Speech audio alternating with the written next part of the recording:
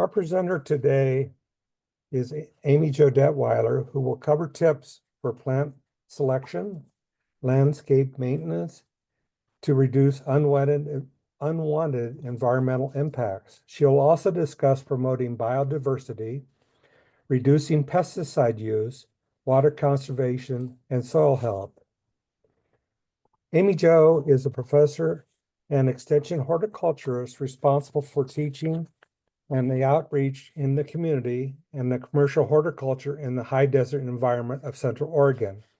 Working with homeowners, green industry professionals, she specializes in sustainable landscape practices, including water-wise gardening, fire-wise landscaping, backyard food production. She's also responsible for training and managing an active group of Master Gardener volunteers for the Tri-County region. At this point, I'll turn things over to Amy Jo.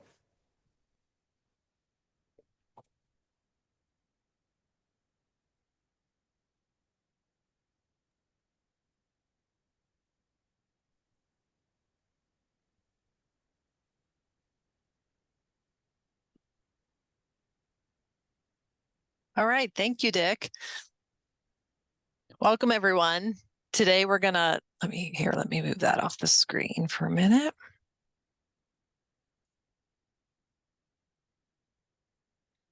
All right, today we are going to talk about ecological landscaping.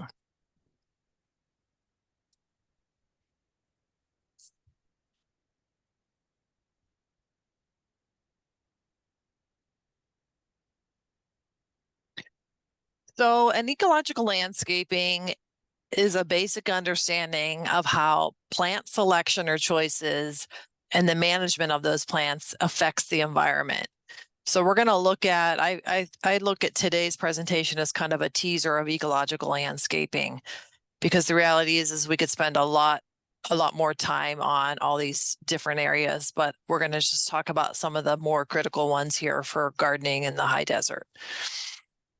So when we're looking at how plant selection and management affects the environment, we're looking at all parts of the environment, from the smallest soil microbes through insects, wildlife, reptiles, birds, all the way up and through human impacts. And so it's a little bit different approach than just going after plant material for the landscape as it relates to aesthetics.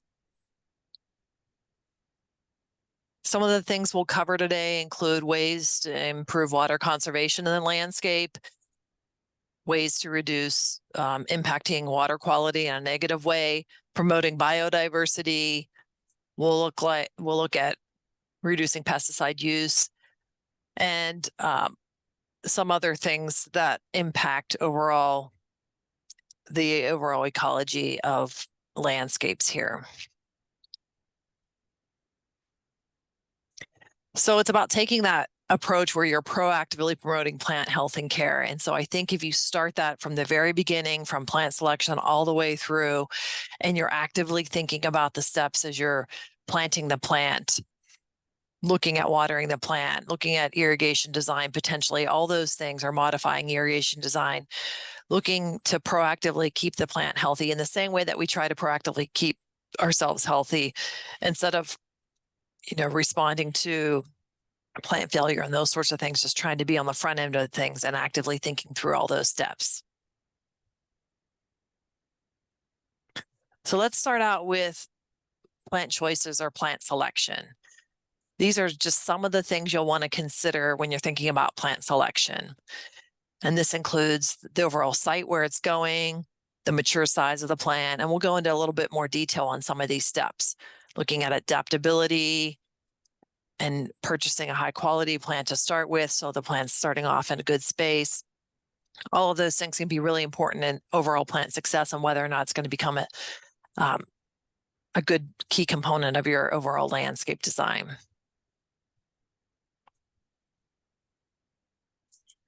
So plant selection, looking at the site. Ideally, you're going to be grouping plants together with the same irrigation needs, soil, and exposure needs. Exposure meaning full sun, partly sun, part shade, those types of things. And so placing groupings of plants together collectively in one bed or one berm or one section of the landscape is going to make it easier, and you're going to end up using ultimately less resources potentially than if you have a smattering of plants intermix. Then you're having to really think through and potentially have a more extensive irrigation design system, or thinking through how those plants are going to interact with one another. So trying to group those plants together is going to be a more effective way to have an overall healthy landscape. Here's an example of some native plants grouped together. You can see in the rock outcropping here.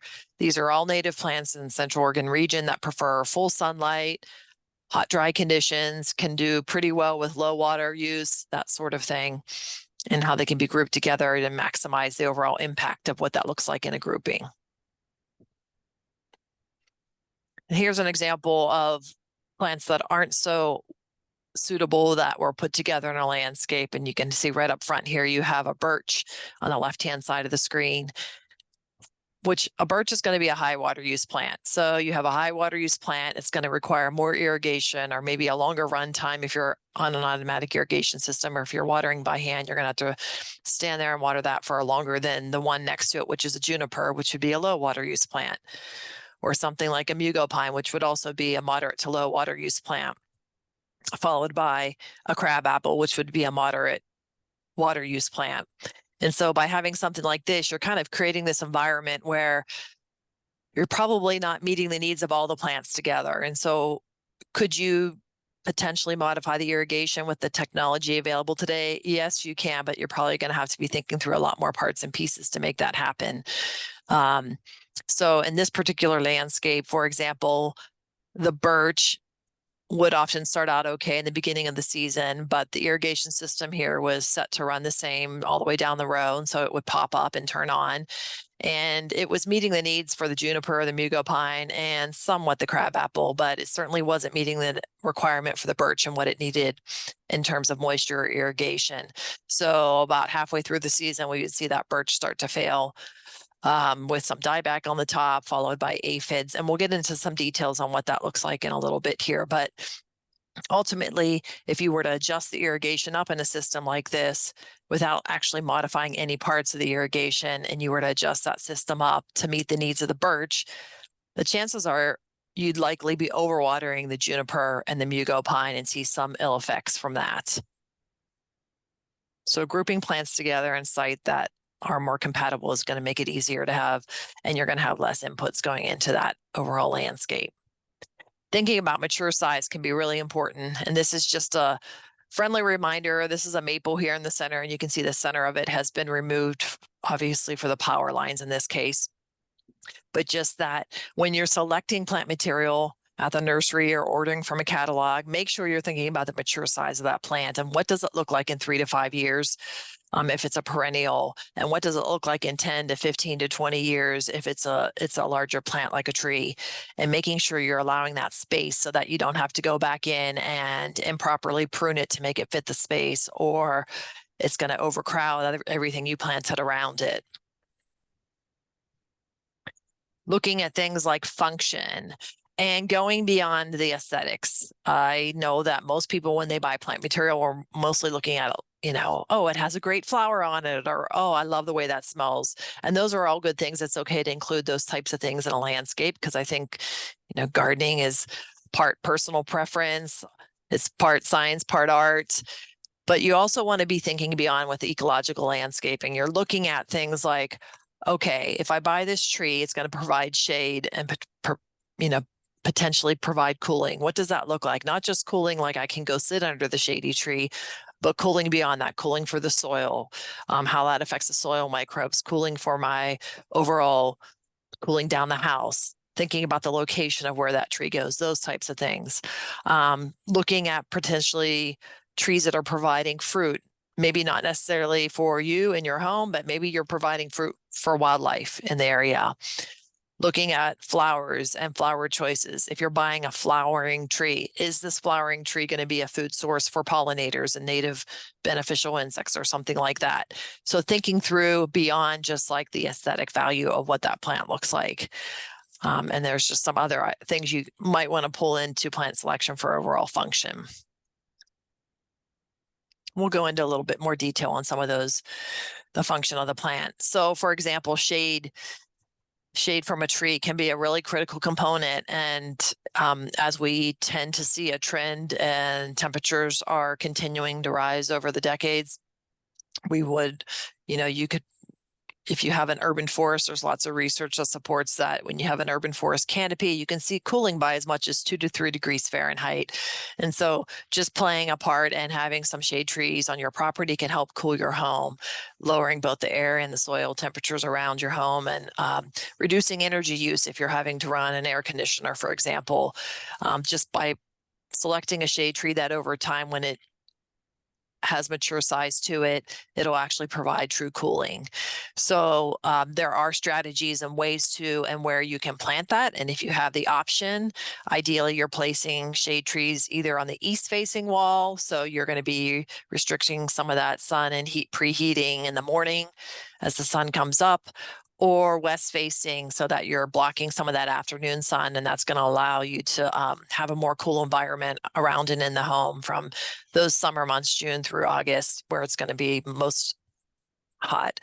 And this is, the placement of potentially a deciduous tree where you're going to have summer leaves on it, and then maybe they're dropping off in the winter, and in the winter it's going to provide the sunlight to come through those trees and help keep the home warm in the colder temperatures.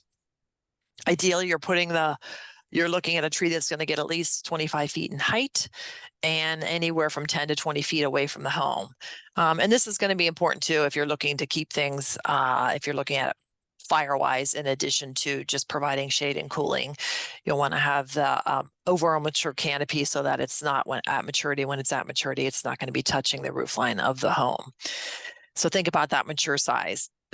There's some really good information on how to use shade trees for cooling. I have a website here that you can check it out. It's going to go into some more details. And in particular, this is interesting. This is one of my favorite trees in Bend.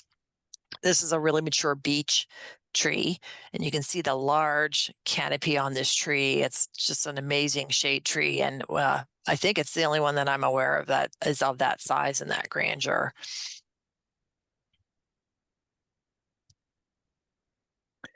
Thinking about adaptability and plant selection. So looking at the native versus non-natives component, looking at USDA hardiness, and acclimating plants that are not native to our environment so that they can be integrated in successfully. So let's go into a little more detail on those things. So just to give you an update, in case you're following when you're purchasing plant material, you may be looking at the plant tags that are going to list hardiness zones. And so this is the updated 2023 hardiness zone map. It was updated prior to this, it was updated in 2012. So when the 2023 update came out, what changed on this for Oregon in particular was we lost one of our colder zones for the state, and we gained zone 10A, which basically, simply put, just means we're trending warmer during the winter months. So what hardiness zone maps are telling you, or what they're measuring, is the temperatures during the winter months that plant material can sustain and not die. So that's really all that's telling you. So it's important to use this as a tool in selecting plant material, but know that it's not an absolute. And to be honest, because we're in the rain shadow of the mountains here in the Central Oregon area, I think we have to be more concerned about what kind of temperatures do we have during the growing season, not necessarily can this plant make it through the winter months. And so when you're buying plant material, even though if you were to type your zip code in, you're going to come out as a zone 6 for most areas in the Central Oregon region, either 6A or 6B. I recommend still buying plant material that's designated for colder areas like zones 3 to 5. And the reason why I make that suggestion is because of our temperatures during the growing season. So June, July, August, we can still get down pretty cold. And if you're buying more warm climate plant material, it could be that they're not going to be able to sustain those cold nights that we get here in the high desert. If we dip down a little bit below 50 degrees on occasion, that might be a little bit too much and cause plant dieback on those plants. So it's not that you can't dabble a little bit and try some of those plants if you want to, but just know that during the growing season, we have some pretty strong fluctuations between day and evening temperatures, and that really does affect the way plants physiologically work and how they can be sustained during the growing season.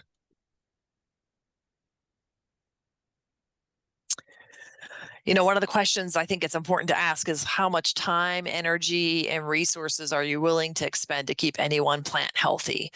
And so maybe you just have that one favorite plant you want to maybe along that may be a non-native for the area. But generally speaking, the idea would be to look to plants that are going to be most adaptable for our region, most adaptable to our soils, most adaptable to high desert environment, low humidity, water conservation, those types of things.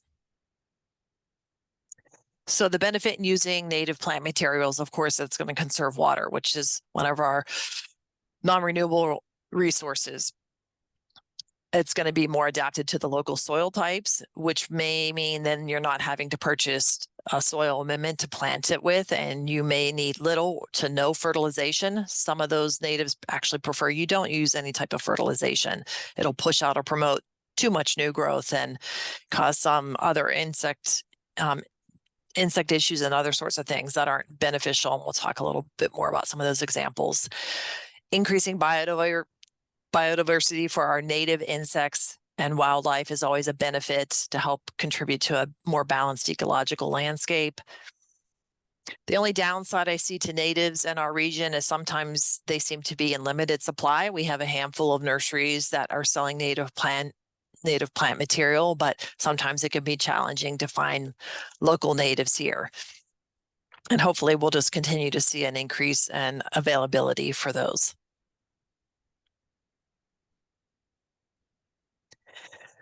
Non-natives can also be used for ecological landscaping. They can also be very low or low water use type plants that just aren't native to the environment. And that's okay to use something like that. They can also be good for water conservation. They can also help increase biodiversity, just because adding diversity to the landscape is always a good thing. But the idea is potentially with ecological landscaping, if you're really trying to create some balance and harmony in the landscape, is that you have maybe a less percentage of non-native. So you're using maybe 70 or 80% native plant material to 20% non-native plant material. But there are benefits to non-natives as well. It's not that they don't have any virtues. It's just that you want to be balancing that in your selection of plant material.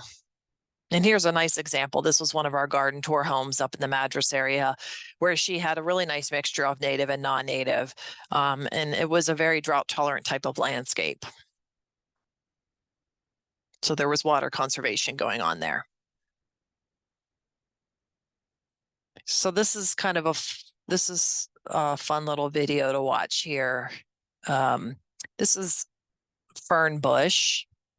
And it's one of our native shrubs here in the high desert. Gets a great white flower on it later in the season.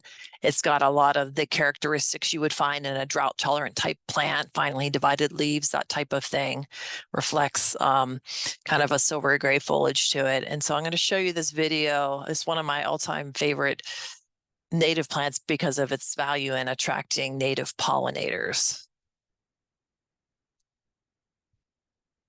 So just check out the activity of insects around. And I apologize if you get a little seasick from my video skills, but I do slow it down here at the end, and so you'll get a better sense. So this is what it looks like when it's in bloom. And kind of just to get a close up, and you'll see every type of pollinator on this particular plant. From the smallest to the largest. It's just, you can actually stand there and just listen to the activity when it's in its fullness.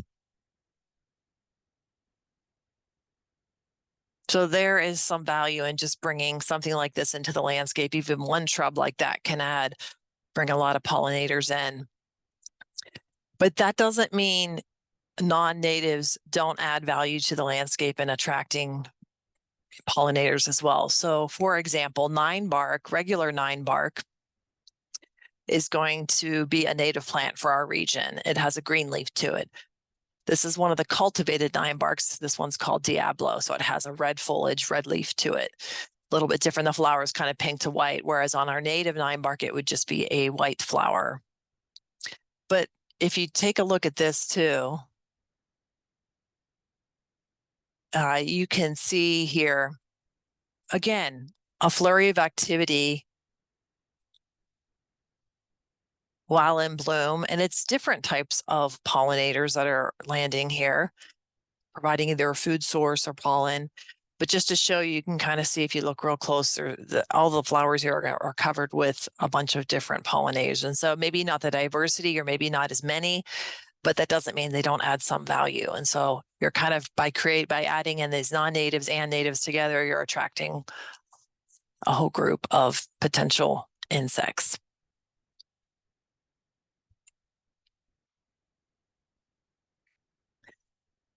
And more recently, over in Corvallis on the main campus, there's the garden ecology lab, and Dr. Gail Langolato and some graduate students are doing some work over there, and they did a study. It was really interesting between 2020 and 2022, where they planted both native plants and then cultivated varieties of those types of plants in the same genus.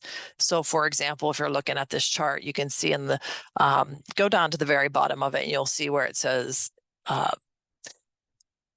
Amylifolium, which is going to be our native Western yarrow, which is one that grows well here in Central Oregon.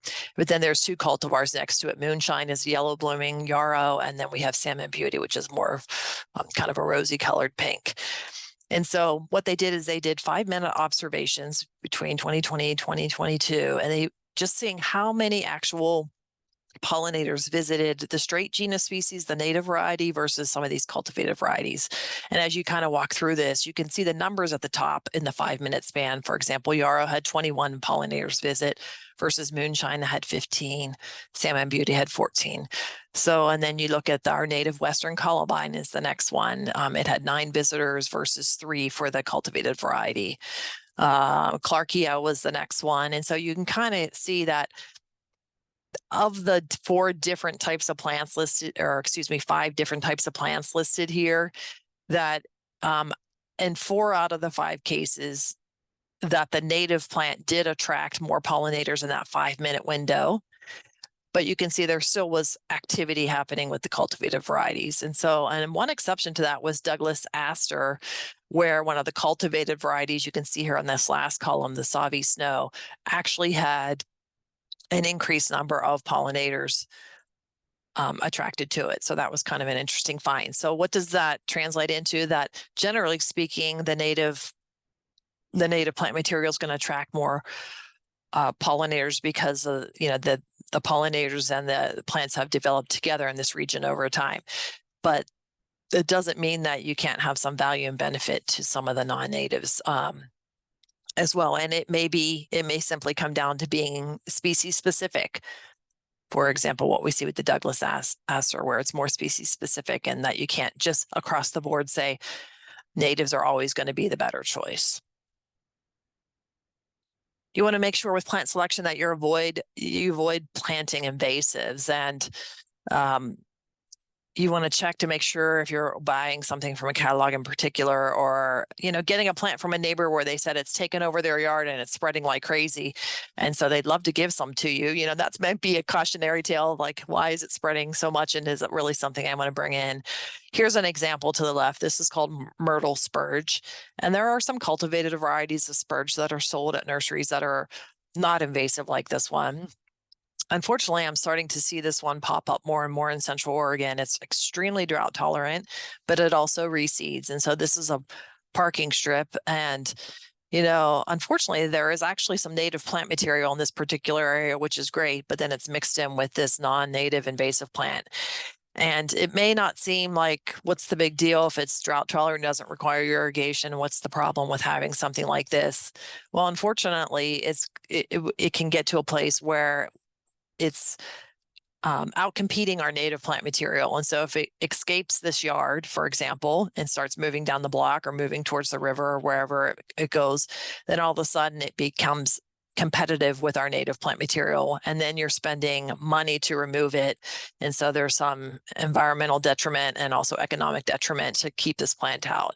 And something like myrtle spurge, for example, it's actually on our statewide native plant invasive plant species list. And so it's something that you wouldn't want to include. So just doing your homework and making sure when you're introducing something, even if it's with good intention, like water conservation, that it's not something that's going to outcompete our native plant material.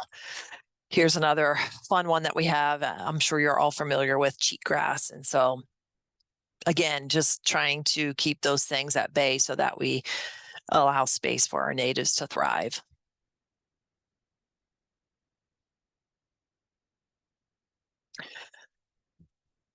Other things to think about and invite pollinators in. And as mentioned earlier, there's a whole session this afternoon at 1 o'clock on pollinators that will be fantastic. I encourage you to go to that if you're available to do so. It's going to be a great talk. And I just cover a couple of things here with ecological landscaping. But here's an example off to the left, actually, of Schubert chokecherry, which, again, with our Western swallowtail caterpillar. This was on our garden tour last year. And so we have a native chokecherry that's green-leafed. This is Schubert, which is a cultivated variety, but still providing that place, that resting space for that swallowtail caterpillar to either feed or pupate on.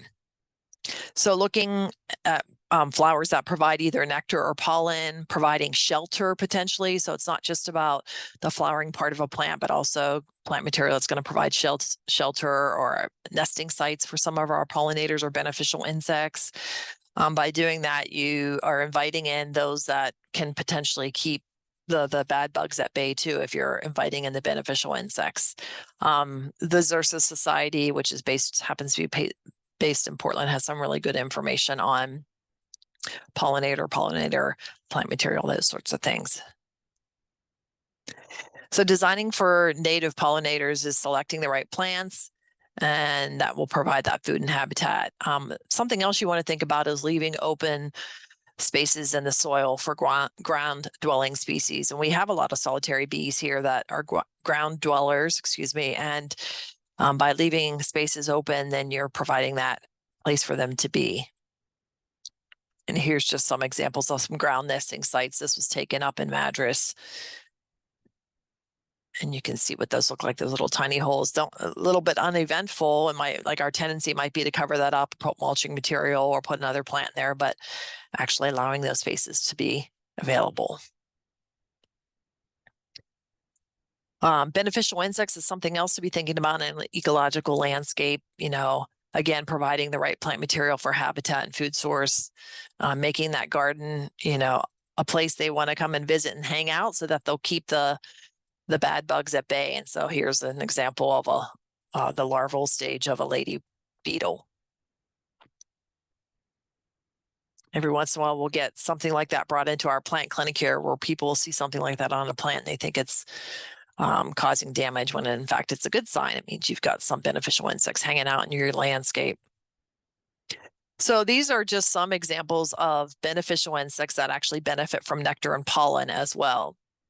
And so things like our green lacewings that we have here, parasitoid wasps, it'd be nice to be thinking in those terms as well to increase that biodiversity in the landscape. And here are some other beneficial insects that you might see in the landscape. That minute pirate bug is one that we have here in Central Oregon. Does control the aphids. And we've got some lists available here in the Extension office that talk about the different types of plants in Central Oregon that attract these beneficial insects. You want to be thinking about seasonal bloom and plant diversity. So here's an example. This is a section of our native plant garden here at the demonstration garden in Redmond. And you can see several things are in bloom here at once, which is great. We've got the Lewis's mock orange in the background here. We've got some penstemon in bloom. We've got the orange globe mallow. But you also want to be thoughtful in making sure you have something available for pollinators, beneficial insects from the beginning of the season through the end. So making sure that when you're selecting plant material, you're looking at what's going to be the earliest blooming to start to provide some benefit and value early in the season all the way through to the end of the season. And so looking at that and making sure you're selecting for those, that seasonal bloom. And I just threw a couple things in here to talk about plants because it's fun. This is called Pink Dawn Viburnum. It's one of the early blooming plants. I have one of these in my landscape. We have a couple here at the demonstration garden, and I'm just amazed. This one usually blooms consistently every single February. And I will see some early pollinators come and visit this plant, and it smells amazing as well. So it's a non-native, but it's one of the earliest blooming that maybe can help bridge that gap between winter and spring and providing some important benefit. And of course, our native manzanita. So these are the two. I just threw those in here because they're kind of both trailing the end of their bloom period right now for some of our early spring bloomers. And that's one of we've got a really nice size manzanita here, and that's a close-up of the bloom on the right there. If you're looking to find out more about enhancing urban and suburban landscape and to protect pollinators, there's a publication that's available, and there's the website there for that. Lots of good information inside this publication. It was written by our pollinator specialist for the state. And there's charts in there that talk about different plant choices, and so you can go through there, and it does have plants represented for Central Oregon or the high desert. Other things to think about, not just perennials, but to think about bulbs that come up that can provide valuable resources, shrubs, and then trees. It's not just the perennial flowering plant material that's going to provide benefit to our pollinators. And other things to think about with plant selection too is sometimes that cultivated variety that's really eye-catching can be really showy, and it's okay if you want to introduce something like that, but just know that sometimes that can affect whether or not nectar and pollen is available to the insect. These double blooming varieties like you see here on the top aren't going to provide something like that. The double petaled varieties often do not provide nectar and pollen versus the single petaled varieties will. And so keep that in mind too when selecting plant material. Flower shape matters. And again, that's why diversity in the landscape is really important, because certain plants are going to attract certain pollinators. For example, this is Russian sage, which is a common one for the high desert, pretty drought tolerant, one of the very few deer resistant plants that we have. This is going to attract long-tongued bees like the bumblebees, honeybees, and leaf-cutting bees. Versus black-eyed Susans or Rudbeckia would attract a short-tongued bee, like an example that would be the sweat bees that we have here. So a diversity of flower shapes can be important. This was a really interesting study done, and there hasn't been many of those, where looking at how beneficial insects are attracted to certain landscapes. And so there was a study done out of the University of Maryland back in 2006, and it was looking at what's called a two-dimensional system versus a three-dimensional system in a landscape. So the two-dimensional system was mostly dominated by lawn area and maybe a few herbaceous ornamentals. You can see, for example, something like this on the left, where you just have a couple of different things in the landscape. So mostly lawn, maybe a couple of different perennials or shrubs, and then maybe one or two trees. And then compared to what would be called a three-dimensional landscape, where you have lots of different layers of plant material. And so you have low growing ground covers up through trees and a lot in between. And so what they did is they compared, they took the azalea lacebug, which is a pest problem and can cause a lot of significant damage on azaleas. They took potted azaleas and they placed the potted azaleas into both the two-dimensional and the three-dimensional landscapes. And they looked at the damage and measure the damage. And there was much more significant damage from the azalea lacebug on the plants that were put in the two-dimensional system. And this was than there was in the three-dimensional system. And this was primarily due to the fact that in the two-dimensional system, you just didn't have that habitat. You didn't have the flowers. You weren't attracting the beneficial insects to stay and hang out there. And so in the three-dimensional system, they saw an increased number of beneficial insects, predatory insects that were helping to keep the azaleas at bay. And so this is something else to keep in mind with plant selection and creating a more balanced ecological landscape, is just having different layers in your landscape. So in looking at this type of image, would you consider that to be a two-dimensional landscape or a three-dimensional landscape? And the limited plant palette, for example, that you have here. Now, is this drought tolerant? Yeah, it looks like it's a pretty drought tolerant landscape, but is it more ecologically balanced as far as having biodiversity? I would say not. And this is where you'd want to introduce some more layers, textures, heights, those types of things in the landscape. Now, moving on from the value in plant selection, we're going to talk a little bit about the management of plants in the landscape and how that impacts an ecological balance. So designing for water conservation, some of the things, well, I'll just touch on briefly here, would include, collecting rainwater, for example. And here's an example of a homeowner here in Redmond that just used the rain chain. It went into a closed off system, a whiskey barrel in this case, and then they had a spigot at the bottom of it that they used to, and they hooked a hose up to, and just would use it to water plants along the landscape there, some annuals and things like that. I just grabbed this chart off of the NOAA website. If you look, it goes from 1896 all the way up to 2025, and it's measuring the total number of inches in a 1-year cycle. So from the February through the following January. And I just thought it was interesting to kind of look at it and see the numbers, and they're actually kind of staying pretty consistent. I was kind of curious if we're seeing more precipitation or less, and you can kind of see those numbers go up and down, but we're kind of staying in the same ballpark as far as actual precipitation, which may be in the form of snow and or rain. And this is for the whole state of Oregon, not just Central Oregon.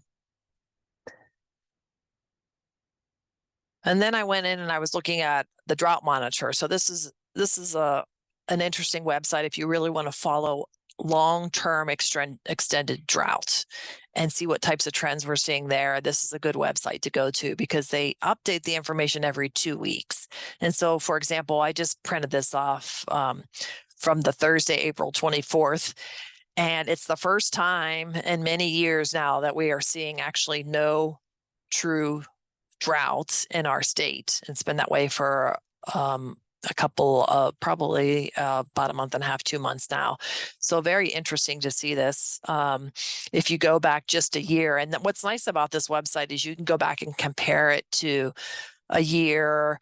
You can pull it up by county and look at individual counties. So it's very interesting to look at. So going back just a year from this year to last April. So last April, you can see we had some abnormally dry sections. And of course, Central Oregon falls right in that, to what would be considered moderate droughts. And so this was interesting just to see the difference where we are from last year to this year. And you can follow it through the summer to see what changes there. And you can look at it from the whole United States too, to see what trends we're seeing in overall extended drought.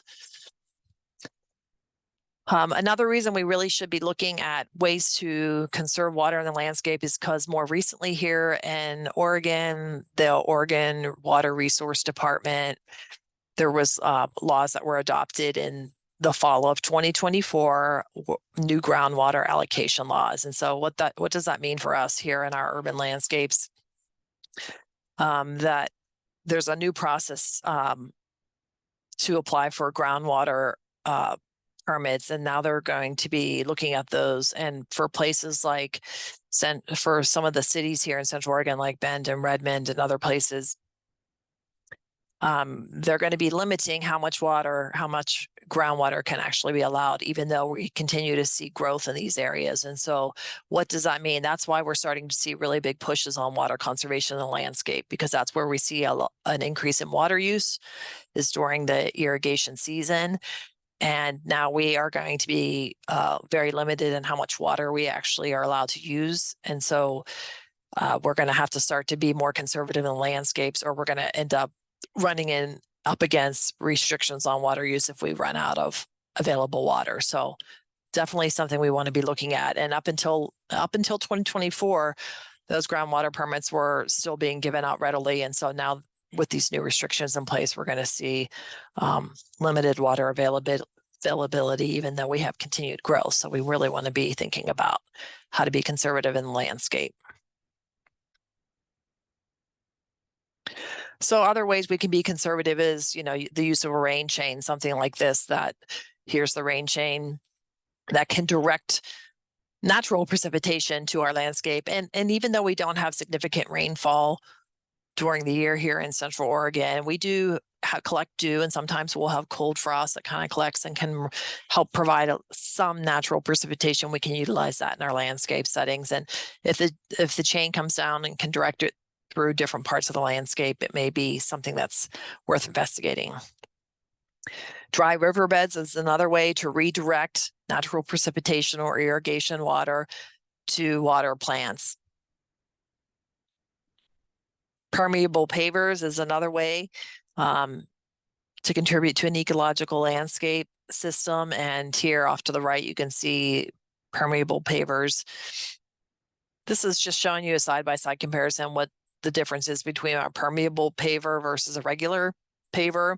Just larger grout lines. They're installed a little bit differently. And the idea with a permeable paver is that they're going to allow water to flow through more readily, which is going to help remove impurities. It reduces runoff, helps with stormwater management, and also helps the soil below. Bioswales can be used to collect water, and you can have plants that can tolerate a little bit more increased moisture. And so thinking about putting something like that, sometimes they call bioswales rain gardens, or sometimes used interchangeably. I don't really think rain gardens. I don't use that term since we don't get a lot of rain here, but this is one of the bioswales we have here at the demonstration garden. Looking at managing your soil can be really important in water conservation, and also overall plant health, and not having to replace plant material. So we have sandy type soils predominantly here, which means if you're putting non-native plants in the ground, you want to be amending that soil with 1/3 compost, planting compost, to 2/3 native soil. And the main goal in using an amendment is to help with root establishment. Our native soils don't have a lot of organic matter, and the sandy type soils drain pretty quickly with any type of water going through it. And so by adding that amendment, you're going to increase that water holding capacity. And it's going to allow the roots to absorb more water for any one irrigation cycle, absorb more nutrients, and rapidly grow a little bit more quickly if you have sufficient irrigation in that root zone. And so it's really about root establishment, which should be the primary goal, especially with your shrubs and trees that are more costly plant material. You really want to make sure that you have sufficient irrigation to establish them. You want to make sure you're encouraging a deep rooting system, so you're making a more drought tolerant plant. And you want to do that by increasing that water holding capacity initially for those roots to get established, which takes anywhere from 1 to 3 years, depending on the type of plant you're introducing. So here's just an example of when you're planting a tree. You want to plant it even with the grade. You don't want it above grade. You don't want it below grade. And you want to use potential compost if it's a non-native plant, which most of the trees that we're putting in are going to be non-native. We just have a handful of native trees here that people incorporate into landscapes. For your native plant material, you don't necessarily need to be using any compost. It just depends on what type of area you're planting into. A lot of times with development here, depending on, if your house is newer developed, you may end up having just a lot of what I call junky fill soil. It's not even really our native soil. And so depending on what that looks like, you may or may not need to use compost when introducing native plant material. Sometimes you can just plant directly in what's around the home without any sort of amendment. Why is proper planting and keeping and making sure you're planting the tree well, important because it actually lends itself to things like American hornet moth on aspen, for example. Um, Aspen are one of the most popular planted trees in the region, and it is one of our natives. I think it's popular because, well, they are lovely, beautiful trees and they get great fall color, but they're also fast growing, which a lot of people are looking for with all the new development. Um, but what we have seen is if you put something in the ground and, for example, you're planting below grade here, which kind of going back to this, see how I have that shovel handle? It's just kind of making sure the top of that root ball, whether it's balled in burlap or coming out of a container, is even with the soil grade. That's my way of kind of seeing, making sure if I have to raise that up below it or not, I can do so there. But if you plant, what we saw is we saw significant damage from the American hornet moth here, and we're still seeing that. And it's aspen trees that were planted too deeply below soil grade. So however they naturally came, say in a plastic container, if they were put in the ground and they were kind of buried a little bit too high in the ground, what happens is it softens, for example, that bark, and then you'll have the hornet moth, the adult moth, which is a clear wing moth, will come in and lay her eggs right at that soil interface. The bark is now soft because you've kind of buried it, and then that moisture up against that will soften, and it's easy for the larval to get in and bore and start to excavate below ground. And so what we'll see is this damage from being planted too deeply. And now you have a bigger problem trying to manage for this pest, which in a lot of cases with this type of damage, we'll see the aspen just completely fall over in a strong windstorm. So planting practices do make a difference in overall long-term health of the plant. So going back to water and how it flows through the soil, just to show you the profile here on the left, sandy type soils, irrigation water or hand watering is going to move right through straight down, versus clay type soils has the ability, the way the soil is charged, to draw moisture horizontally through the profile. And that can make a big difference in how you're managing. If you're designing your irrigation system, you need to be thinking about that, your native sandy type soils, how it's going to affect overall root development. In clay type soils, drip irrigation, for example, works a little better than we're going to see here in sandy type soils, because that soil is going to draw that water out horizontally, which is where the feeder roots of a plant are. So here's another example. If you are putting a inline drip emitter on just one side of a plant, or in this case, an above ground emitter on one side of a plant, you can see in sandy type soils, you're going to have that root system develop more thoroughly where there's adequate moisture on that side of the plant. And so you're putting that plant into potentially a drought stress situation, which is going to have some long-term effects, versus if it's a well-designed system and you're getting that entire root zone covered, then you're going to have a more fully developed root system. And with a more extensive root system, you've just developed a more drought tolerant type plant. You have that many more roots that can take up moisture to carry that plant between watering cycles. You also want to do deep watering. And so, you want that water to be, for your shrubs and your trees, getting down 8 to 10 to 12 inches or more. And you want to encourage less frequent watering. So the way people water turf grass here versus how you're watering perennial trees and shrubs, there should be some distance there where you're watering less often, but more deeply to encourage a deep rooting system. New plants here in the summer, 2 to maybe 3 times to get it established, but then once it's established, you're going to be backing off and really just about twice a week for perennial trees and shrubs if it's been properly planted, potentially amended if needed to be, and the irrigation design is such that it's covering that entire root zone. Why is that important? Well, I'm going to backpedal a little bit here and talk about plant stress response with watering plants and having a balanced landscape. So if plants are under, and so I see a lot of this, and that's why I want to spend a little bit of time here. I see a lot of landscapes with good intentions to use an efficient irrigation design, meaning inline drip or little micro sprays or something that's going to, instead of overhaul like large sprayers, pop-up sprays and those sorts of things. But if you don't have it well designed to cover an entire root zone of a plant, you're going to potentially put that plant into plant stress. And what happens when a plant goes into a plant stress response is there's actually some changes there chemically and physiologically. So you have the plant will provide somewhat's hormonal signaling, sending out what's called volatile organic compounds, or VOCs. Plants do this, insects do this. That's like when you think about insects and pheromones, that's what that is, these VOCs. Plants also have VOCs, and they can send out chemical signals that can be detrimental to the plant. So for example, let's just walk through a case study here. For example, if you were to have a white barked birch, which these plants in the high desert environment tend to not do so well because we don't really have the above ground humidity to support them the way they're used to in their native riparian areas. So if this plant isn't being properly irrigated and showing signs of drought stress, then the way that affects the plant is it reduces these biochemical functions that allow cells to function properly in the plant.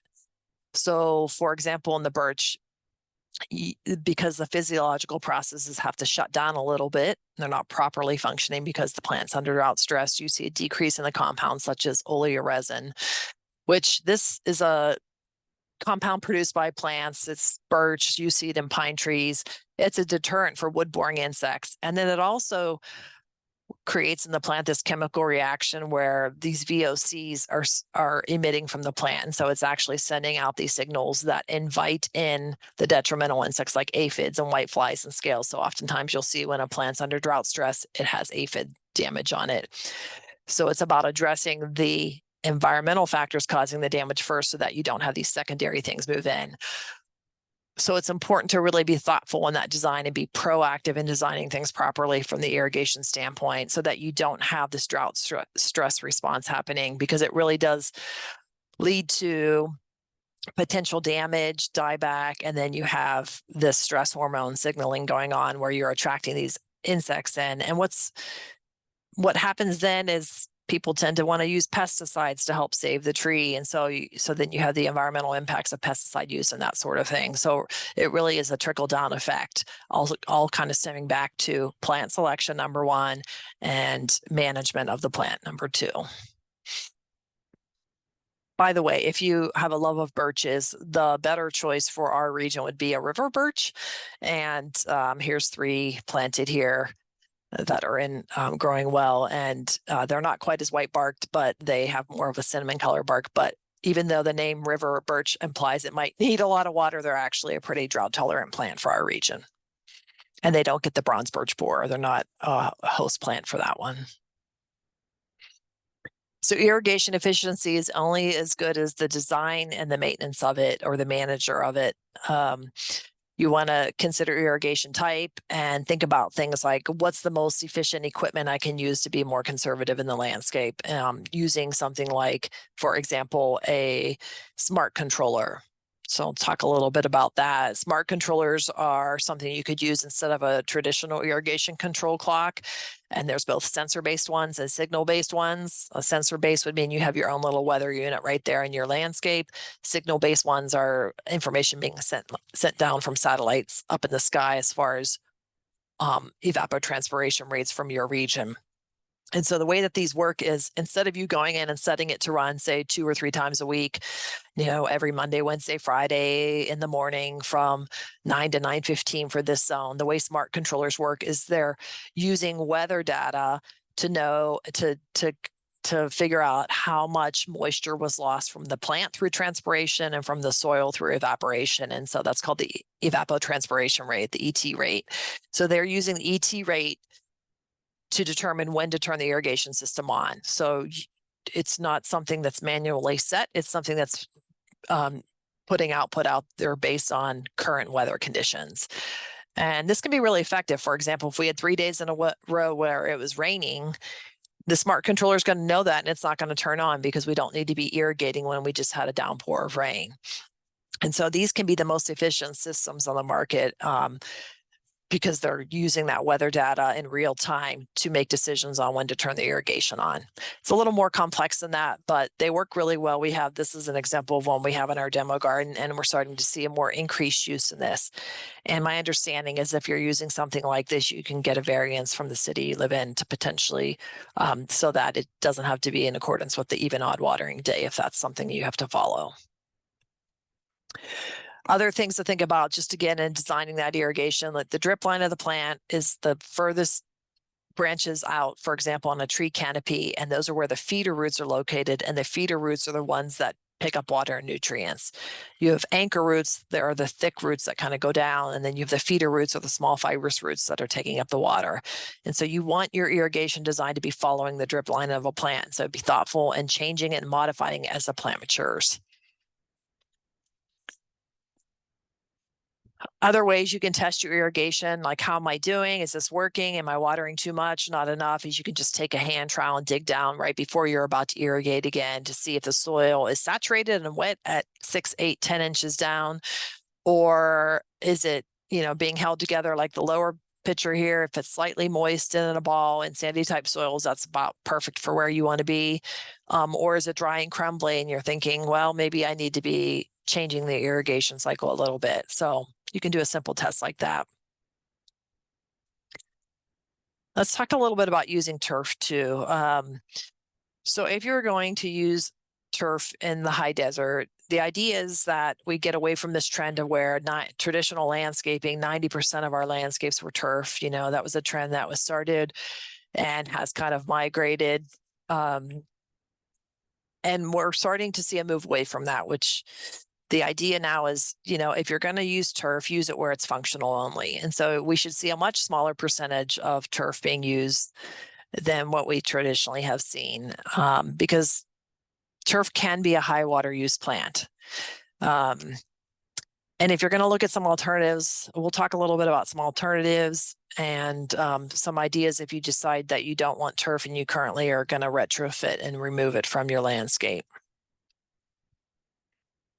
One of the first things I do like to talk about, though, is the virtues of turf, grass, or lawn, because a lot of times turf kind of gets a bad reputation, but there are things about turf that are actually really valuable in a landscape setting. And again, the idea is now to just be putting it where functional, but I mean, it's one of the best for carbon stores. The lawn has the ability to store carbon in the soil, and it does a really, really good job at it. They're also really can be really valuable for erosion control in certain areas, provides a cooling effect. It can filter impurities for the groundwater below and reduces noise. So those are just some of the pros of what turf, grass, and lawn can do.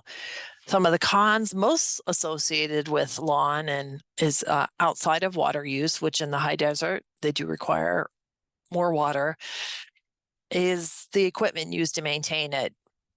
The gas-powered equipment does contribute to pollution in the air, in the ozone layer. We as gardeners tend to want to over-maintain it, potentially using more than we need in the way of fertilizers or herbicides to get rid of weeds and that sort of thing. So we potentially are contributing to pesticides in the environment or runoff from the fertilizers if we're irrigating and the fertilizers running off and into the storm drain. And oftentimes lawns can be a monoculture instead of a polyculture, and there's some value, and we'll talk a little bit about what that means. So I just want to throw artificial turf because I'm hearing a little bit more about that too. And again, artificial turf, the pros is that maybe you're reducing the carbon footprint by not using the equipment for a regular lawn. But of course, it's going to be something that was a petroleum-based product to be developed. There may be some value if you've got severe allergies to grass and pollen. Conserving water, potentially, although my understanding, and I don't know a lot about artificial turf, is that you have to use water to kind of keep it clean and that sort of thing. The cons is that it really doesn't cool the environment or the soil below. It actually kind of increases the urban heat island. There's some breakdown in the products, potentially in the form of microplastics, and it affects the soil life and microorganisms beneath it. So Those are just some things to consider for those of you that may be thinking about artificial turf as an alternative. And let's talk a little bit about eco-friendly turfs. What's interesting about eco-friendly turfs, even though they've gained a lot of popularity in the last decade or two, there's actually been research going on, and at least here in Oregon for a long time. Our turf grass specialist at OSU, since retired, was doing research on eco turfs back in the 80s. And I think if you look at the collection of research, what you'll find is most researchers are going to suggest that pollinator plants are best planted alone and not to be included in lawns. It's not that you can't have them in there, but know that that's probably not the ultimate solution and really trying to get biodiversity and attract the pollinators. You're going to have more success, I should say.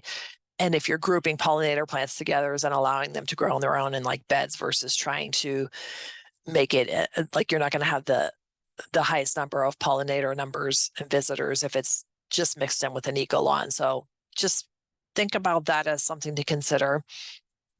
And here's a mixture of a clover, a yarrow, and a grass together. And so the idea is, if you're going to do an eco-friendly lawn, yeah, having a mixture of things is going to be beneficial. Again, having that biodiversity is going to open up some opportunities there versus, I think one of the defaults going back to original lawns is that they were often monocultures where it's just one type of grass, and that doesn't really bring a lot of biodiversity to any landscape. And so by mixing it up and creating having a mixture of different types of plants will help.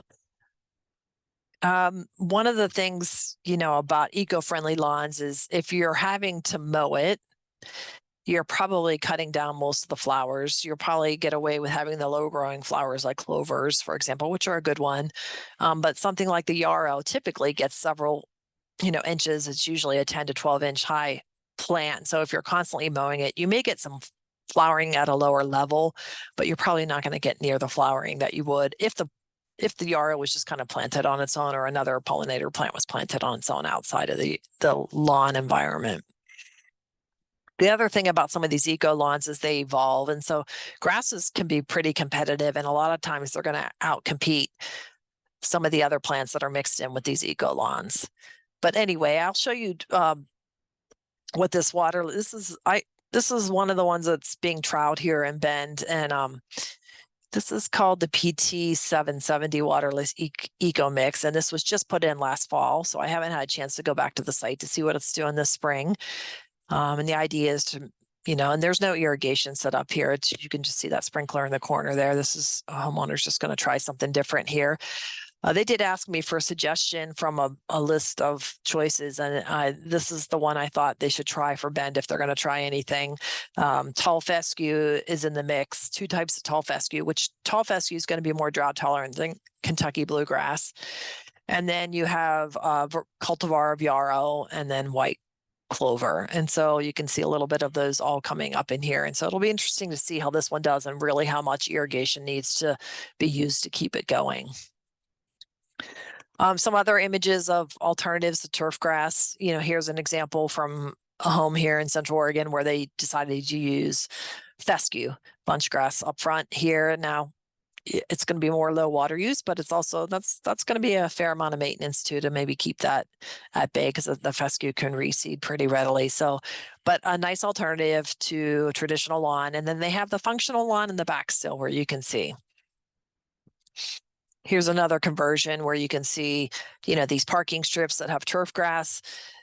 They're just really not providing any value. There's no function for it there, just really being watered and mowed and those sorts of things. And just taking that or replacing it with, even if it's just a bunch of simple low water use plants and a couple of rocks or boulders, then all of a sudden you've reduced the amount of irrigation required there. And you just increase the biodiversity of the landscape. Here's another example of a mixture between native and non-native plants being mixed together here and what that can look like. If you are going to be removing turf, one of the things I'm seeing with the trend in removing turf is the turf removal impacting, for example, an established tree that's in the lawn area. So you can see here, if you pull away some of that soil, or you're using a sod cutter to pull up the soil and you're affecting those feeder roots that we talked about, you're probably causing root injury to that plant, and you may see the detriment of the plant on that side of the plant where the roots have been either injured or removed. You may be seeing some soil compaction there, depending on how you're prepping to put in a new landscape.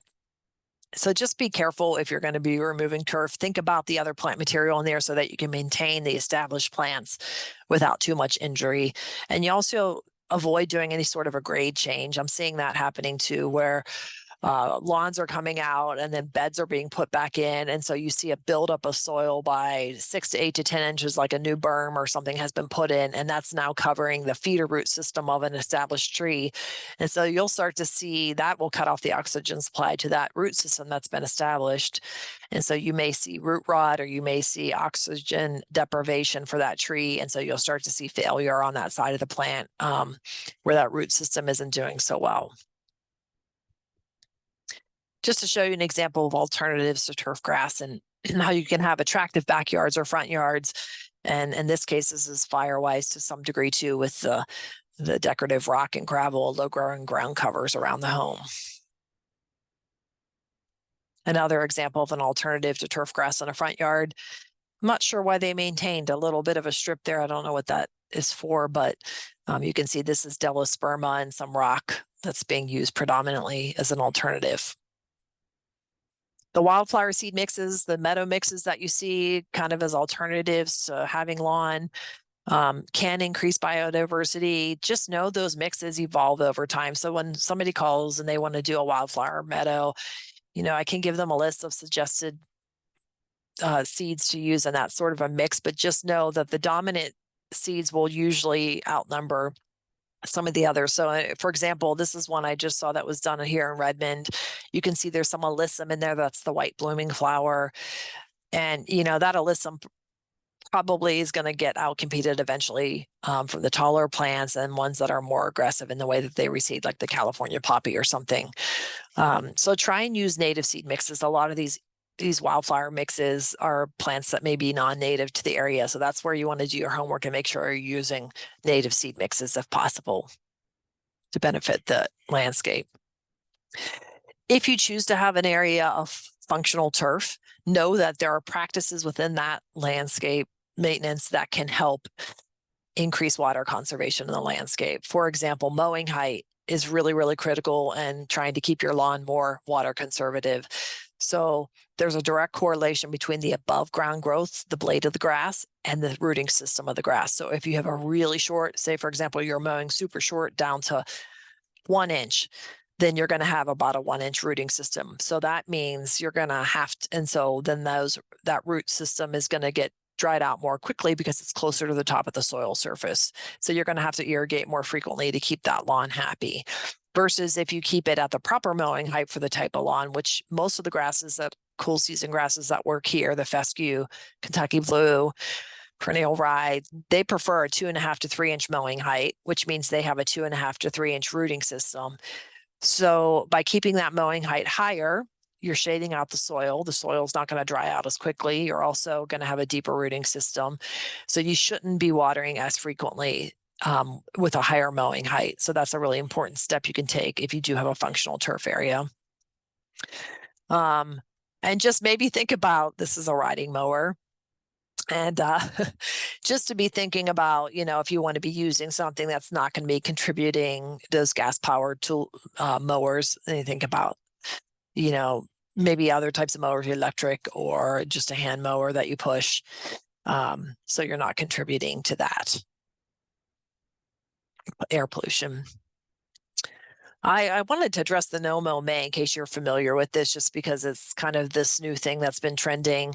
And the trend kind of, this popularity of this, I think it started somewhere in the UK, but then it kind of got picked up in the state of Wisconsin, I think was the kind of lead state, where a research study came out talking about the virtues of not mowing in May to leave your dandelions in particular blooming to help with providing some food source for pollinators early on. But what was interesting about that study is it came out, got published, and then a lot of the researchers and scientists came back and it was considered to be pretty shoddy science. And so the study actually got retracted, but unfortunately kind of the momentum of it took off in that, and it's kind of spread throughout the country now. So, the no mow May, I think the intent was good, but there's some of the negatives I've seen connected to this no mow May. And really, if you're talking to the entomologists and those that are specializing in pollinator health, they're not really encouraging this as like the best way to help with biodiversity in the landscape. Dandelions are okay for providing some nectar, but the pollen protein count, if you really dig into the science, is pretty low and not really one of the best plants in that regard if you're looking at pollen protein count for the visiting pollinators. And again, just kind of going back to where the intention may be good, but if if you want to do a good job, diversity of plant material. The other thing about the no mow May, which was interesting, is the idea was let it go and then go in and start mowing. You wait until start mowing until June, and the idea was then like the pollinators think they have this place to visit, and all of a sudden they have it for just those 4 weeks in May potentially, and then all of a sudden in June, July you're cutting off that because you're mowing over those dandelions unless you're letting it go completely for the season. So just something to think about. Sometimes when these trends come up in gardening, the intentions are good, but the entire picture is not necessarily well designed or thought out yet. So just do your homework on those types of things. And you can look that up. There's some interesting work that's come out related to that. If you're going to be watering your lawns, ideally early in the morning, and depending on the lawn, the slope, if you've got a flat landscape or if it's up a hill, you might need to cycle and soak. So you want to prevent overwatering to where you have runoff coming off the lawn. You want to make sure the water's going in, getting down, and you really don't want it to be watering for real long on lawns, because really if you're mowing 3 inches or 2.5 inches, then you don't need to be watering so much that water's going beyond the rooting system of the turf grass, because then it becomes inaccessible to the plant anyway. So you just want to make sure you're watering enough to get down, but not too far beyond the rooting zone. Oh, that's just an example of turf type tall fescue and just what drought stress can look like. If you're stepping on the lawn and it's staying pressed down, you know that you are in a state of drought stress for the lawn. Thatching can be really important. Thatch is the layer of dead roots and shoots.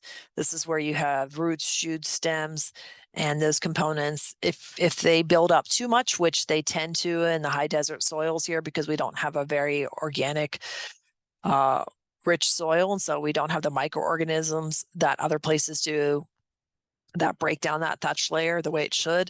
So we can get pretty quick buildup on our Kentucky bluegrass here, excuse me. And then you can see here as you're dethatching, you're pulling out those dead shoots and roots, and that allows the water to get to the root more readily. So dethatching could be a good practice in either April or late in the fall. You don't do that in the hot part of the summer. And you don't have to do it every year, but it's a good maintenance tool if you're going to have a functional area of turf. And then aeration can also help. By aerating, you're pulling out those plugs, you're reducing compaction primarily with aeration, but you are taking out some thatch as well. And then you can go back in where those plugs were removed and put down a thin layer of compost, just let it kind of work its way back into those areas that are now open. And by putting back compost, you're actually feeding the soil. And by feeding the soil, you're also providing nutrients to the lawn, but it also increases the water holding capacity of the lawn. And so all of a sudden you've increased that whole water holding capacity, and you should have to water less often. So there's some really added value in aeration and then adding compost back. And this can be done frequently. You can do this every season. And then it fills back in real nice. And it actually is like a different way of kind of fertilizing without having to fertilize. You're providing nutrients in a different capacity. Let's talk a little bit about fertilization for plants and what that management, how that can impact an ecological landscape. And so, fertilization, you can either buy organic fertilizers or inorganic ones. And it's just really how they're made. The plant itself is going to use going to use the nutrients in any form. They're going to use nitrogen, regardless if it's coming from an organic source or inorganic. It's really about what you want to be spending your money on as far as how the product was made. But what I will say is, in doing this for a long time, I've had a lot of people that I feel like there's a general consensus to lean heavily on fertilization and how that affects overall plant health. And I can tell you that plant selection and planting, proper care really overrides fertilization. For our perennials, trees and shrubs, you should be fertilizing once during the spring if you want to, and that should be it for the season. You don't need to be fertilizing consistently over and over again. We really don't have a need for heavy fertilization here. And in fact, if you're over fertilizing plant material and pushing out too much new growth, like too much nitrogen is being applied, and all of a sudden it's pushing out growth faster than it should, than it would, say, for example, if the plant was in its native environment without anyone interseeding, then all of a sudden you get fleshy new growth. And for example, what we see here on the aspen, this is called poplar twigwall fly. It's that kind of bump you see in the middle of the screen there and one further up. And that's a result of potentially over fertilization. And so you pushed out growth really hard and really fast, and then it makes the tissue really soft and fleshy. And so the fly comes in and lays its egg, and the plant responds by creating the egg hatches, a larvae comes out, and the plant tissue responds by kind of creating a bumpy gall around it, and it blocks the flow of water then to the part of the branch above that. And so this is just one example of where like over fertilization is not a good thing. And so just use it where you need it. And really for our region, outside of vegetables, like growing vegetables, you really don't need to be applying fertilization over and over again in any form. Mulching can play an important role in water conservation, and it can help keep weeds down so you don't have competition there, but also keep moisture in the soil, which is critical in the high desert. Now, whether you're using wood bark chips, shredded bark like this, or inorganic types like decorative rock, that may be something you're thinking about depending on if you're being water wise and or fire wise. You may want to be using something like decorative rock up against the home so you don't have that wood bark mulch material as a fuel source. But I would say if you're thinking about decorative rock, think about, again, like that urban heat zone, and use maybe a lighter colored rock, because we know that darker colored materials absorb more heat and reflect more heat back. And so that can affect the plant material in it. Like, for example, this darker gravel mulch might be affecting the plant material in it, but also just reflecting that heat back and around the home. So 2 to 5 inches is usually sufficient, nice even coverage. It helps prevent erosion. You want to avoid building up mulch. You don't want it too deep up around the trunk. That's going to cut off the oxygen supply of those feeder roots, and also go up around the trunk and potentially be detrimental to the plant. So nice, even, thin layer like we see here of mulch material. You can use living mulches. This is fun. This is across the street from where I live. There's a kinnick being used, which is one of our native plants, and that's going to help keep weeds down. Now, is it totally weed free all the time? No, it's not, but it's a really neat living ground cover that you can use instead of wood bark mulch or decorative rock. And then let's talk a little bit about weed barrier. So we know with weed barrier, some of the pros is it prevents weeds from coming up. If it's the right quality and type of weed barrier, it can help stabilize soil. But then we also know it can cut off oxygen and water to the root system, or make it so that you have to water a little more to get water through to the root system. It can change the soil temperature, increasing it, kind of affecting the microorganisms below. And then you're changing that open space for those ground dwelling bees that we talked about earlier. So I would say if you have to use weed barrier, make sure you're getting the polywoven kind that's going to last, but only really use it in maybe a place where no plant material is going, that you just are trying to maintain weed management. But it shouldn't be something that's a default used in all the spaces. And I'm seeing some of that happening too with the turf removal, as people are putting down big sheets of plastic and then rock on top of it. So now you've kind of just increased the urban heat zone around your home. Fall cleanup, should you wait until spring? If you've got something like codling moth, for example, in your apple trees, and you have wormy apples, yeah, you're going to want to take those things up in the fall and get rid of them and take them out of the landscape setting. And maybe depending on what the insect or disease is, if it's a fungal or bacteria, if you're hot composting, you might be able to hot compost them there at home. If you're not hot composting where you're going to kill off those pathogens, you might want to take it off site. But now we're learning that, there's some real value, especially with ecological landscaping and leaving things available like brush piles and perennials and flower heads and stems, because they provide habitat and overwintering sites for some of our beneficial insects. Now, we're also probably going to see some of our detrimental insects in those areas as well. But overall, the balance is going to be better to leave some of those things up and creating places for those beneficial insects and pollinators and that sort of thing. And so here's just some examples of what that can look like. And, there's things like, I throw this in here just as a reminder.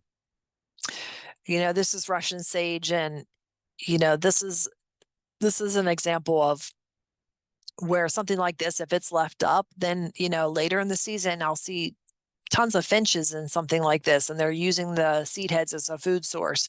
Now, if this was to get cut back and fall too early, then all of a sudden you remove that food source for the birds. So it's again about thinking holistically, taking a holistic systems approach to your landscaping, and what does that look like? So beyond the aesthetics of me just feeling the need to prune it back, allowing that to stay up so that it provides a food source that would not have been there otherwise.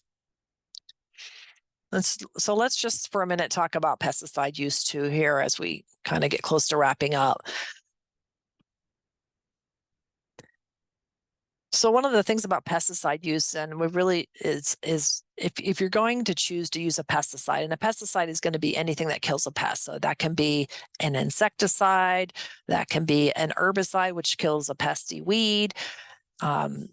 That can be a miticide that kills spider mites. And so it's really about determining if the level of damage is something you can live with or not. And if it's just aesthetic damage that's just seasonal and temporary, or is it something causing damage to your tree, for example, that will actually kill the tree outright, if not met with some sort of pesticide intervention. And so we encourage the technique of integrated pest management, where you're kind of looking at all different options and seeing what kind of multiple approaches you can have. But there are some examples, for example, with boring insects, where really you're not probably going to be able to save a tree unless you're using insecticides in some cases. So I feel like the first question is always identifying the pests, and make sure you're properly identifying the pests, and that something you're going to use has been research-based and shown to work, so that you're not indiscriminately buying a non-selective pesticide to be used somehow in the landscape. For example, if you had something like fall webworm, which is one of the pests we'll see here on our trees, usually shows up about August. We see it on our choke cherries and some of our other larger trees. If it's just showing up on one branch like this, I would not recommend somebody be using a pesticide to get rid of something like this. I would tell them probably just to take hand pruners and prune this branch out and destroy it, get rid of it, take it off site and put it in the garbage, whatever, instead of using a pesticide. And knowing that those caterpillars are just feeding on the leaf material, they're not going to outright kill the tree. There's not going to be branch dieback from it. It's just affected that one branch and just doesn't look pretty. So making those decisions, instead of defaulting automatically to the garden center where you may want to be doing something, feel like you have to do some sort of intervention, really being thoughtful about whether or not you need that pesticide. If we're increasing that biodiversity and we're keeping our plants healthy proactively, then we're going to have a lot more balance in the landscape, and maybe we have way less pests. So pruning is another important management practice that can affect overall balance in the landscape. And so again, thinking about, for example, when you prune, if the plant material in your landscape is a food source or habitat site for pollinators, for birds, for wildlife, then thinking about when you're going to be removing or pruning that plant material. For example, with apple blossoms, if you were to go in and prune during the wrong time of year and you prune off the fruiting spurs on that plant material, then all of a sudden you pruned off the fruit. If you go in and you started to prune back and you took the fruiting spurs off, and without knowing, then you've removed the potential flower blossoms. So not only have you affected now the flower blossoms as a potential source for pollinators, but then you also if you have no flowers, now you have no fruit. So then you've maybe removed the fruit for yourself. So pruning can be an important task, but make sure you're properly pruning at the right time of year. I can't emphasize that timing is really critical so that you're not impacting not only the overall aesthetic value of the plant, but you're affecting the actual function the plant plays in the landscape. And so if you're not sure with the type of plant you have when I should be pruning this, give us a call at our plant clinic here and we'll help you answer that question. And sometimes that impacts the role of whether or not pests can get into a plant. So for example, conifers in our area, or pine trees in particular, the recommended time to prune is going to be November to February. And that's so you avoid getting sequoia pitch moth damage, because the female sequoia pitch moth is available in flight usually end of May, June, into July, August, September. And she's attracted to the smell of pitch and open pruning cuts. So if you prune in April or May, you have a fresh pruning cut on your pine, that's going to be a potential landing site for the female sequoia pitch moth. She'll lay her eggs. The larvae will start to tunnel into the tree, and the tree will try to push it back out. But by pruning in November, when she's not in flight, then you have a time for that plant to properly heal and close off. And then you're doing a kind of a integrated pest management technique there. So proper pruning cuts are going to be really important as well. And I've got just a few minutes here, so I am going to just kind of skip through and just say, take the time to properly prune so that your plants heal correctly, and don't over prune. And then I think I'm going to go right to questions.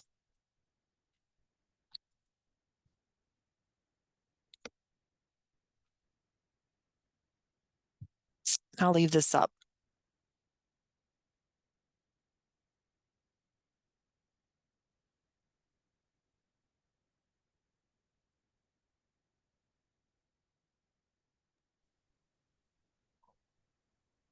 Okay, so let's see the questions here.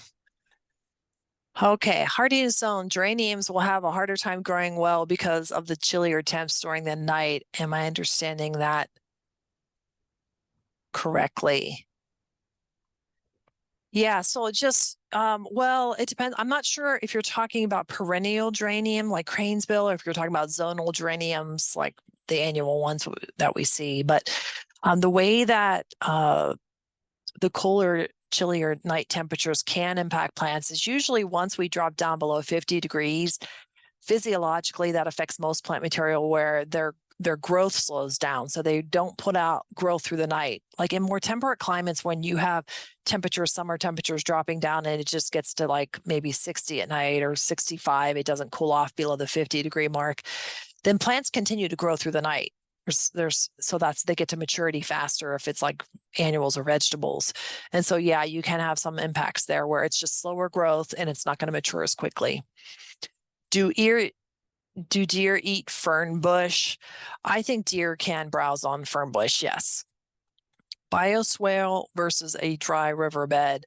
Bioswales, I think when I'm thinking bioswale, they're usually a collection point. So they're usually at the bottom of a slope versus a dry riverbed can be on a flat area.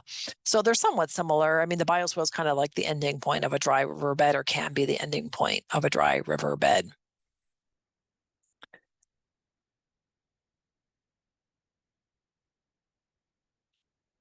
Should you remove the aeration plug? So it's important to know that when you're aerating, you can leave them if you want, or collect them and put them in a compost bin.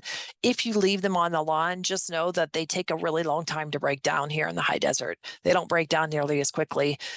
Now, if you're using a lawnmower over them, they're going to get pulled up, every time you mow, but it's not harmful to leave them down. So it's really just personal preference. Let's see. I like the idea of using kinnick as a ground cover versus mulching. Is it water-wise and fire-wise? Yeah, it's actually both. It's a native plant. If you get the straight genus species, it's a native plant, so it's water-wise. And it's also a fire-resistant plant because of its height and low growth. You would just not want to have it, up against, you'd want to have it be on that 5-foot zone just because it's a continuous, it will create big, large areas, and you don't want really that continuum of plant material up against the home. Can the OSU Extension Office help with houseplant issues? Let's see, where did that one go? It moved on me. Hang on for just a second. Yeah, house plants or just outdoor plants. We can help you with answer house plant questions as well. Okay, let's see. Can you recommend any pre-arranged native-ish garden designs or plant lists for our area? So we have lots of plant list materials. We have a Selecting Native Plants for Central Oregon publication, which we're in the process of creating a pictorial one of those. Right now, it's just a plant list. But then our Waterwise Gardening for Central Oregon is a pictorial plant guide, and our Firewise fire-resistant plants for home landscapes is also a pictorial plant guide. And so they have a lot of native plant materials listed in them for you to consider. Is there an environmentally safe way to eliminate weeds from areas with rock mulch or other mulched areas? I saw vinegar suggested when I Googled this question. So the vinegar can top burn plants. It depends on the actual weed, whether or not it'll really be effective at completely controlling it. And also, I would say I see a lot of homemade remedies, but there's actually a horticultural grade vinegar. It's actually a higher level of concentration of the acetic acid to really be effective. Some of the vinegar you would buy in the store, it's not going to be as strong, and so it may or may not work. And you really want to hit plants when they're tiny, tiny, tiny, when the tissue is really fresh and soft. Once they start to gain, if they're starting to put flower heads on and stuff, usually the vinegars is not as effective, and it maybe just top burns the plant, which may be okay depending on the type of weed, but it may also just be that the roots exist and then they'll put out another flush of growth afterwards. What kind of so that question, there's a lot of, I can kind of go on about other environmentally safe ways. It just depends on well, there's a lot of variables there, I guess. So if you have a specific question about a certain weed, let me know and we can try and address that. What kind of compost is best for lawn after thatching and aerating, making your own, buying it? I like, yeah, anything that's just really fine grade. So you can use your own if it's broken down really well. And as far as buying it, there are some landscape supply companies that have a really fine grade compost that can work and run through those. If you rent one of those compost or mulch rollers, it'll be able to move through there and be distributed really well. So you can use either or. Just not something that's like real woody or chunky. You want it to be pretty fine in texture. Will the green manzanita that you were talking about earlier thrive at a lower elevation of Prineville? Yes, it will. Is there a way to get rid of Sequoia pitch moth? Unfortunately, Sequoia pitch moth, there's no chemical control that's will work on Sequoia pitch moth. And so really the best prevention is try to prune the right time of year and or the good news about Sequoia pitch moth, it usually doesn't outright kill a tree unless there's a lot of it on a very small tree. So you can try and go under the pitch mass and dig out the larval. There's usually just one larvae per opening, but there's really no easy way to get rid of it, unfortunately. Does Golder rose require pruning? I am not familiar with that, so unfortunately I can't answer that question. I would have to look that up for you. When is the best time to plant rosemary and what size pot to buy? I'm wondering if you are asking about an outdoor rosemary. They are somewhat marginal here. It depends on where you live, whether or not you'll get it to survive outside. It sounds like, okay, you want to put it in a pot. So I would wait. I would wait and put it in a pot. And I would probably wait several more weeks before I'd be putting that outside, especially a new plant. Depending on where it's coming from, it needs to be potentially acclimated to be put outside here. So I'd probably be putting it outside in June if you're going to have it outside. And then it may need to get pulled inside during the winter months.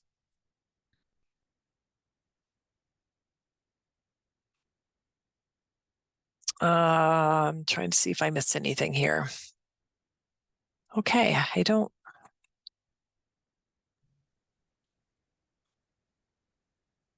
think I Amy, missed just anything. Yes. I think you got them all. Okay.